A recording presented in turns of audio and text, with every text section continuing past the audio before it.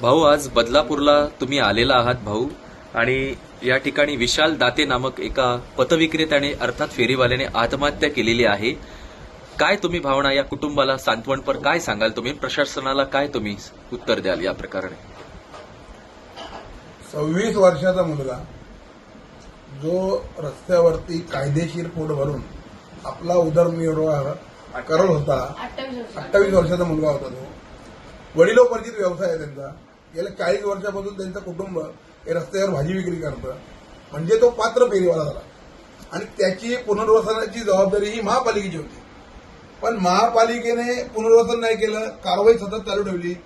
दररोज गेल्या 3 महिन्यापासून त्याचा माल उचलणं, त्याचं नुकसान करणं. कायद्यामध्ये नमूद आहे की बाबा त्याचं पुनर्वसन झाल्याशिवाय त्याला हटवू नये, आणि जर तुम्हाला हटवायचं आहे तर त्यांचं पुनर्वसन करायला पाहिजे होतं. दररोज त्याचा भ्रष्टाचार करून त्याचा माल उचलून नेत होते. त्याच्यामुळे त्याच्यावरती कर्ज पण झालं. रोज त्याचं 2, 3, 5 हजाराचा माल भाजीवाला फेकून द्यायचे, उचलून न्यायचे, महापालिका गटारात फेकायची, कर्मचारी वाटून घ्यायचे. तिथले स्थानिक नगरसेवक आहेत ते या भाजीवाल्यांच्या तक्रारी करत होते.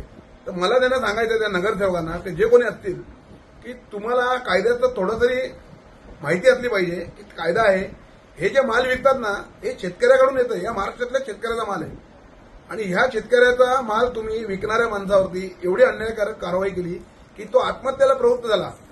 माझी शासनाकडे मागणी असेल, आणि आमची संघटना ही आता शासनाकडे पाठपुरावा करणार की संबंधित जे कोणी महापालिकेचे अधिकारी आहेत, महापौर असू द्या, नगरसेवक असू द्या, यांना यांच्यावरती हे गुन्हे दाखल झाले पाहिजे की यांनी या तरुणाला आत्महत्येत प्रवृत्त केलंय. यांच्यावर गुन्हे दाखल करायला लावणार आम्ही. आणि यांनी या 2014 फेरीवाला अधिनियम जो आहे, पतविक्रेता अधिनियम 2014, या कायद्याची या महापालिकेच्या अधिकाऱ्यांनी, या भ्रष्ट अधिकाऱ्यांनी पायमल्ली केली.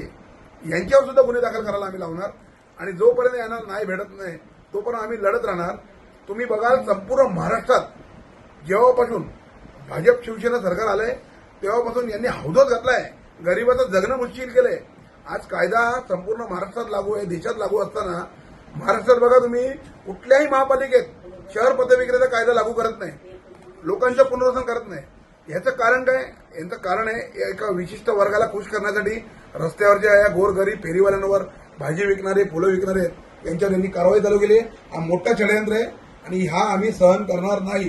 यापुढे याच्यासाठी आम्ही रस्त्यावरची लढाई लढणार.